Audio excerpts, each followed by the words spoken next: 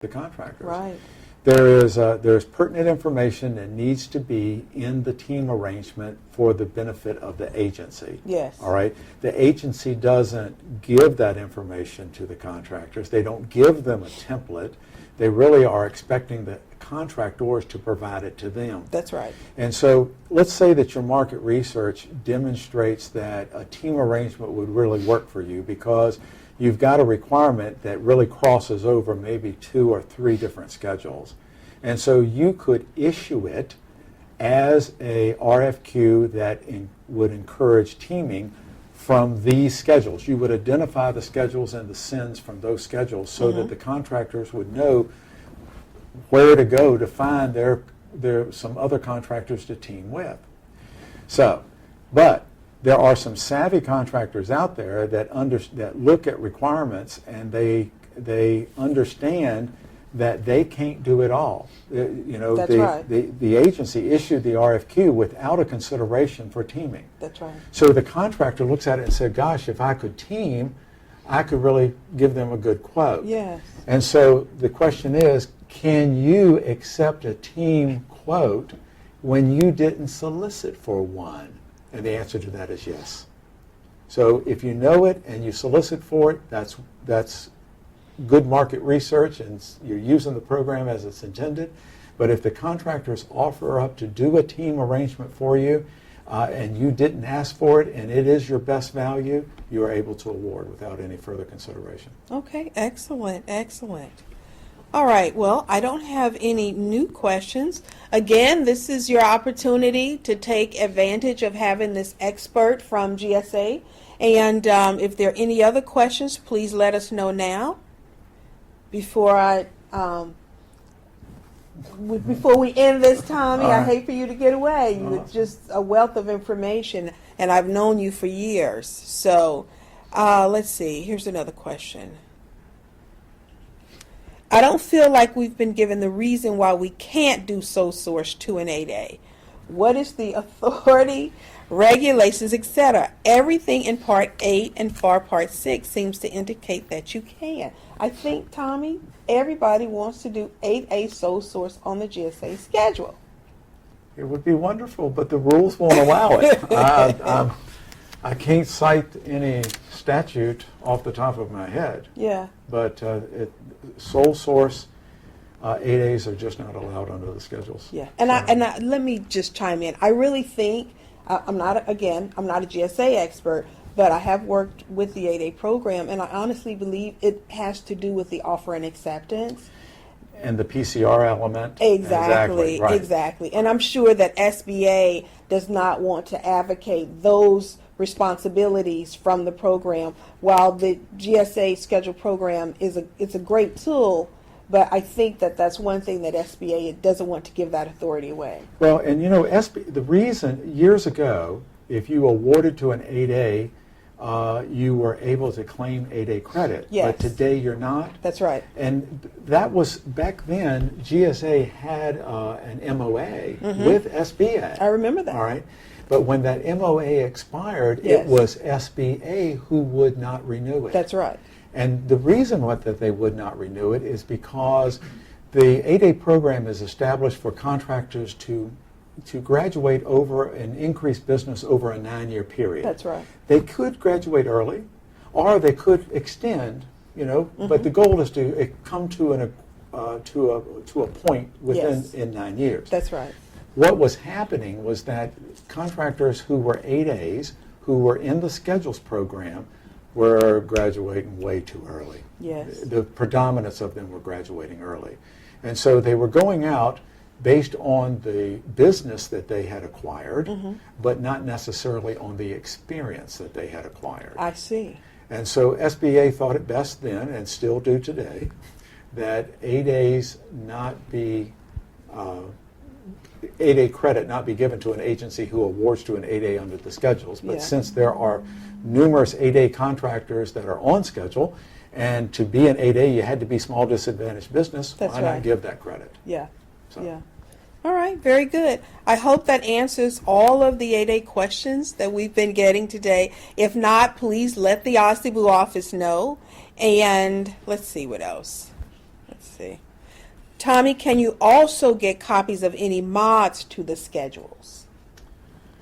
When mods are issued, well, if you've awarded and you are working off an award and we modify a schedule, that mod doesn't apply to your award until you renew it. All right, and so you're going to function as you were with your current award that you have. All right, but if the question is merely can you see how a contract was modded, yes, you could. My approach would be to go through the contracting officer who is managing that contract, that schedule, and you can use eLibrary as a vehicle to find that contracting officer.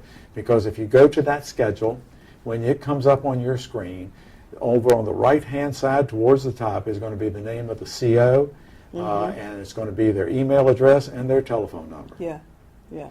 And actually, before everything was so automated, you could call into the GSA help desk and they would give you that contracting officer's name and number, and you would call them to get any additional information. So I have to say that the GSA website is truly informational, very intuitive, very easy to find this type of information.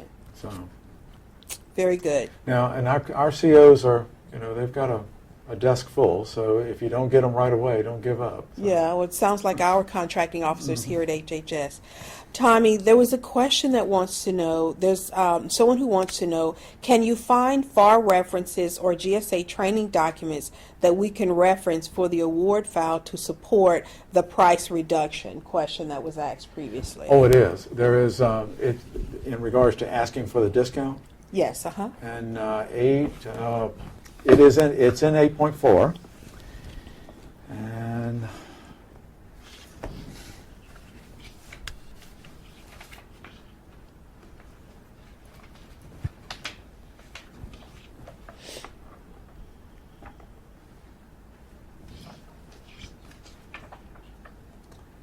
give me just a second.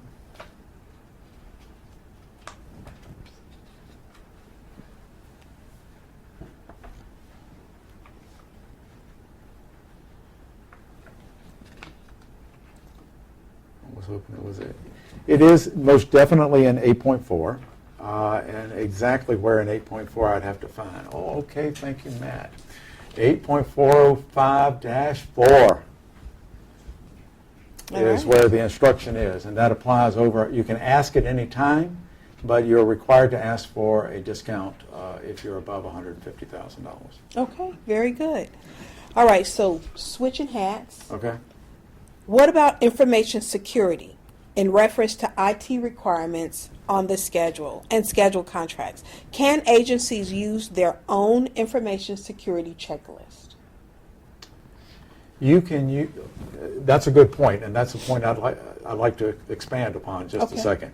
You can use anything specific to your agency, additional clauses or terms and conditions, and checklist, as long as your terms and conditions or checklist don't counter anything at the contract level GSA has with the contractors.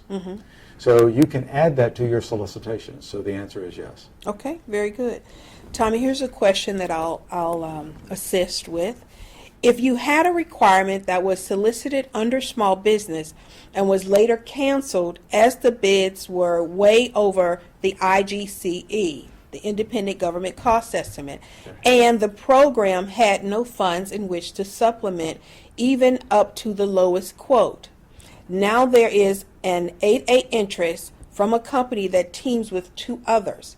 Can we resolicit under 8A status once some adjustments have been to the program requirements? The answer is no, you may not. Once a requirement has gone out as a small business set aside, it is not eligible for award under the 8A program. In any circumstance. In any circumstances. Good to know. Because what SBA won't do is use another business category to harm another or a different type of business category. So that is one of the eligibility requirements under the 8A program. So, all right, I'm checking to see if there are any additional ones. And Okay. What training do you recommend for a CO who wants to establish BPAs? Well, there is if you want to establish a BPA within the GSA schedule system, there is a BPA course on the DAU portal. Okay. And that happens to be FAC 036. Okay. So if you go and do the search, it'll come right up. Okay. FAT 036. Correct, All right. 036. Very good. All right. So, any other questions? All right. I think that might be it, Tommy. All right, Extremely helpful.